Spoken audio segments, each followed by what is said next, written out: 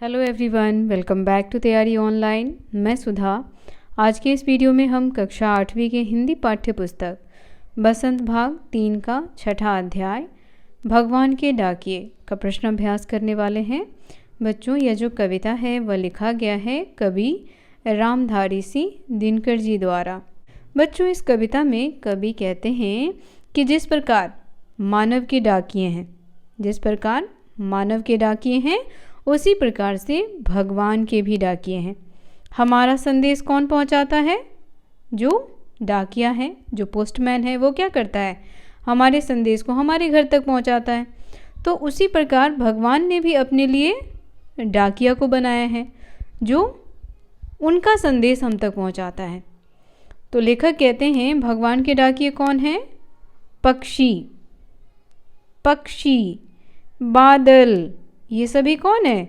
भगवान के डाकिए हैं जो निस्वार्थ भाव से संपूर्ण विश्व को अपना संदेश पहुंचाते हैं, जिनके लिए ना तो कोई सीमा है और ना ही कोई बंधन है।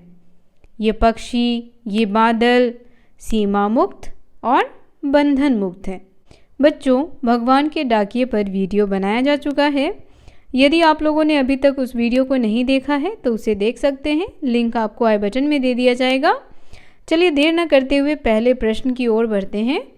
पहला प्रश्न है, कवि ने पक्षी और बादल को भगवान के डाकिए क्यों बताया है? स्पष्ट कीजिए। तो बच्चों, जैसा कि मैंने आपको अभी बताया है कि पक्षी और बादल, इनके लिए कोई सीमाएं नहीं है, कोई बंधन नहीं है। ये सभी सीमाओं से मुक्त हैं, सभी बंधनों से मुक्त हैं। यह अपना संदेश निस्वार्थ भाव से सभी को पहुंचाते हैं। इसका उत्तर लिखेंगे, कवि ने पक्षी और बादल को भगवान के डाकिए इसलिए कहा है क्योंकि जिस प्रकार डाकिए संदेश लाने का काम करते हैं उसी प्रकार पक्षी और बादल भगवान का संदेश हम तक पहुंचाते हैं। उनके लाए संदेश को हम भले न समझ पाएं, पर पेड़ पौधे, पानी और पहाड़ उसे भली प्रकार पढ़ समझ लेते हैं।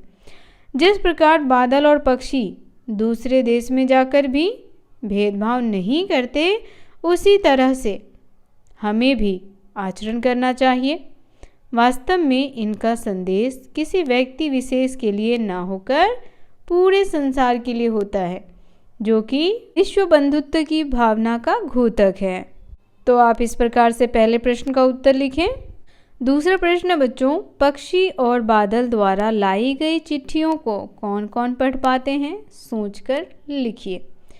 तो हमने कविता में पढ़ा था कि पक्षी और बादल के द्वारा जो संदेश लाया जाता है उस संदेश को पेड़ पौधे, पानी और पहाड़, यही बाँचते हैं।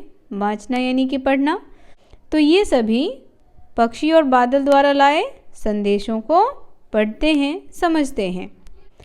उत्तर लिखेंगे, पक्षी और बादल द्वारा लाई गई चिट्ठियों को प्राकृतिक उपादान पेड़ पौधे, पानी और पहाड़ ही पढ़ पाते हैं, हम मनुष्य नहीं पढ़ पाते। तीसरा प्रश्न है, किन पंक्तियों का भाव है? पहला है, पक्षी और बादल प्रेम, सद्भाव और एकता का संदेश एक देश से दूसरे देश को भेजते हैं। दूसरा है, प्रकृति देश देश में भेदभाव नहीं करती, एक देश से उठा बादल दूसरे देश में बरस जाता है। तो बच्चों, यहाँ जो है वह पंक्तियों का भाव दिया गया। आपको बताना है कि कविता की किन पंक्तियों का भाव दिया गया है। देखिए, पहले का उत्तर हो जाएगा, पक्षी और बादल ये भगवान के डाकिए हैं जो एक महादेश से दूसरे महादेश को जाते हैं। हम तो समझ नहीं पाते हैं, मगर उनकी लाई चिट्ठियाँ पेड़ पौधे, पानी और पहाड़ बाँचते हैं। और बच्चों, दूसरी जो पंक्ति थी, प्रकृति देश देश में भेदभाव नहीं करती, तो वह कविता की इन पंक्तियों का है। और एक देश का भाप दूसरे देश में पानी बनकर गिरता है। चौथा प्रश्न है, पक्षी और बादल की चिट्ठियों में पेड़ पौधे, पानी और पहाड़ क्या पढ़ पाते हैं? अब जैसे कि हमने कविता में यह पढ़ा है ना कि भगवान के डाकिए ये पक्षी, ये बादल हैं, तो ये जो संदेश भेजते हैं उसको हम मनुष्य नहीं पढ़ पाते हैं। तो ये संदेश कौन पढ़ता है? ये संदेश प्रकृति पढ़ती है, यानी पेड़ पौधे, पहाड़, ये सभी। तो यहाँ पर प्रश्न क्या पूछा गया है कि ये क्या पढ़ते हैं? तो देखिए, ये उनके द्वारा लाए प्रेम भरे संदेशों को पढ़ते हैं। उत्तर लिखेंगे हम। कभी कहना चाहते हैं कि पक्षी और बादल भगवान के डाकिये हैं। जिस प्रकार डाकिये संदेश लाने का काम करते हैं, उसी प्रकार पक्षी और बादल भगवान का संदेश लाने का काम करते हैं। पक्षी और बादल की चिट्ठियों में पेड़ पौधे, पानी और पहाड़ भगवान के भेजे एकता और सद्भावना के संदेश को पढ़ पाते हैं। इस पर अमल करते हुए नदियाँ समान भाव से सभी लोगों में अपने पानी को बांटती हैं। पहाड़ भी समान रूप से सबके साथ खड़ा होता है। पेड़ पौधे समान भाव से अपने फल, फूल, सुगंध सभी को बांटते हैं, कभी भेदभाव नहीं करते। जिस प्रकार बच्चों ये निस्वार्थ भाव से अपने संदेश को लोगों तक पहुंचाते हैं, काश इसी प्रकार से मनुष्य भी निस्वार्थ भाव से एक साथ मिल कर के रहते तो देश ना होता, सीमाएं ना होती, बंधन ना होता। बच्चों, वीडियो पसंद आ रहा हो तो इसे लाइक करें, शेयर करें, हमारे चैनल को सब्सक्राइब और फॉलो करना तो बिल्कुल ना भूलें। यदि आपका कोई प्रश्न है, सुझाव है तो उसे आप हमें कमेंट में अवश्य लिखें। 5वां प्रश्न है, एक देश की धरती दूसरे देश को सुगंध भेजती है। कथन का भाव स्पष्ट कीजिए। तो बच्चों, यहाँ पर आपको यह भाव स्पष्ट करना है कि एक देश की धरती दूसरे देश को सुगंध भेजती है। आप किस प्रकार से करेंगे? तो देखिए, इस प्रकार से आप इसे लिखें। एक देश की धरती दूसरे देश को सुगंध भेजती है। कथन का भाव यह है कि देश की धरती पक्षी के माध्यम से अपनी सुगंध व प्यार में दूसरे देश को प्रेम, एकता, समानता और सद्भावना का संदेश भेजती है।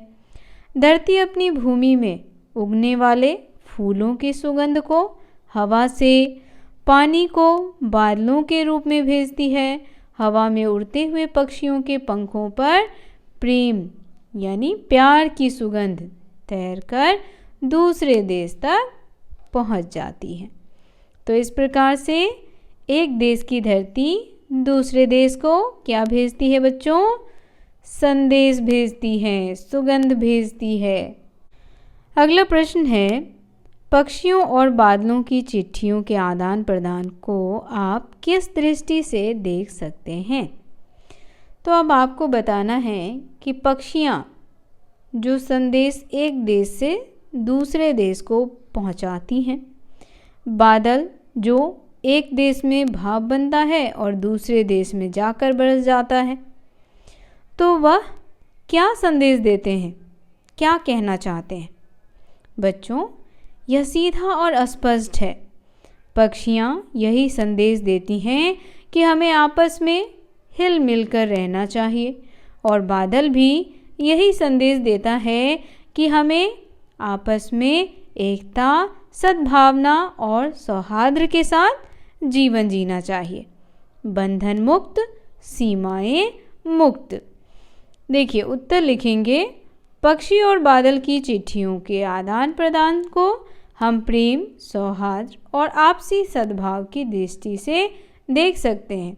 ये चिट्ठियाँ एक रूप में ईश्वर का संदेश हैं, जिसमें प्रेम, एकता, सद्भाव और समानता का भाव होता है। अगला प्रश्न है, आज विश्व में कहीं भी संवाद भेजने और पाने का एक बड़ा साधन इंटरनेट है। पक्षी और बादल की चिट्ठियों की तुलना इंटरनेट से करते हुए 10 पंक्तियाँ लिखिए। तो प्रश्न क्या कहा जा रहा है, इसे समझना जरूरी है बच्चों। कहा जा रहा है कि आज विश्व में कहीं भी संवाद भेजना आसान हो गया है। आप ईमेल के द्वारा कहीं भी तुरंत ही अपने मैसेज सेंड कर देते हो या व्हाट्सएप कर देते हो। तो ये सारी चीज़ें आज पत्रों को एक जगह से दूसरी जगह पहुंचाने में काफ़ी मदद करती है। तो इस पर आपको 10 पंक्तियाँ लिखनी हैं। देखिए उत्तर लिखेंगे, पक्षी और बादल प्रकृति के अनुसार काम करते हैं, किंतु इंटरनेट मनुष्य के अनुसार काम करता है। बादल का कार्य प्रकृति प्रेम को प्रभावित करता है, किंतु इंटरनेट विज्ञान प्रेमी को प्रभावित करता है। पक्षी और बादल का कार्य धीमी गति से होता है, किंतु इंटरनेट का कार्य तीव्र गति से होता है। इंटरनेट एक व्यक्ति से दूसरे व्यक्ति तक बात पहुंचाने का ही सरल तथा तेज माध्यम है।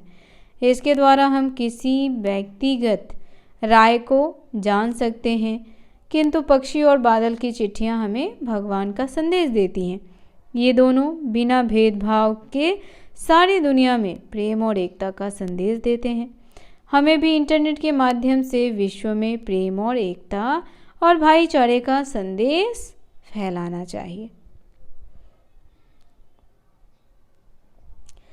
तो ये हो गया बच्चों 7वां प्रश्न। यदि आपका कोई सुझाव हो तो हमें कमेंट में अवश्य बताएं।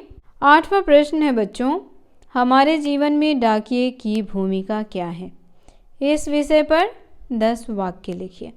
अब आपको बताना है बच्चों कि हम सबके जीवन में डाकिये की भूमिका क्या है। तो एक डाकिया हम सबके लिए बहुत ही महत्वपूर्ण है। वह हम सबको आपस में जोड़े हुए रखता है। हम चाहे देश के किसी भी कोने में क्यों ना हो, हम तक अपनों के संदेश कौन पहुंचाता है? यह डाकिया पहुंचाता है। हम बहुत ही बेसब्री से अपनों के संदेशों का इंतज़ार करते हैं। तो इसीलिए बच्चों डाकिया क्या करता है? हमें आपस में जोड़े हुए रखता है। तो इसकी जो भूमिका है हमारे जीवन में, यह सबसे ज़्यादा महत्वपूर्ण है। उत्तर लिखेंगे हम, डाकिया भारतीय सामाजिक जीवन की एक आधारभूत कड़ी है। कड़ी कहने का अर्थ है बच्चों, यह आपस में एक दूसरे को जोड़े हुए रखती है। डाकिया द्वारा डाक लाना, पत्रों का बेसब्री से इंतज़ार, डाकिया से ही पत्र पढ़वाकर उसका जवाब लिखवाना इत्यादि तमाम महत्वपूर्ण पहलू हैं, जिन्हें नज़रअंदाज नहीं किया जा सकता। हमारे जीवन में डाकिये की भूमिका अत्यंत महत्वपूर्ण है। भले ही अब कंप्यूटर और ईमेल का ज़माना आ गया है, पर डाकिया का महत्व अभी भी उतना ही बना हुआ है जितना पहले था। बच्चों, क्या आप लोगों ने चिट्ठियों की अनूठी दुनिया पढ़ी है? उसमें हमने डाकिये के महत्व को समझा, चिट्ठियों के महत्व को समझा है। यदि नहीं पढ़ी है तो उसे अवश्य पढ़ें। उस पर भी वीडियो बनाया जा चुका है, उसका लिंक भी आपको दे दिया जाएगा। देखिए आगे लिखेंगे, कई अन्य देशों में होम टू होम डिलीवरी को ख़त्म करने की तरफ कदम बढ़ाए हैं और या इसे सुविधा शुल्क से जोड़ दिया है।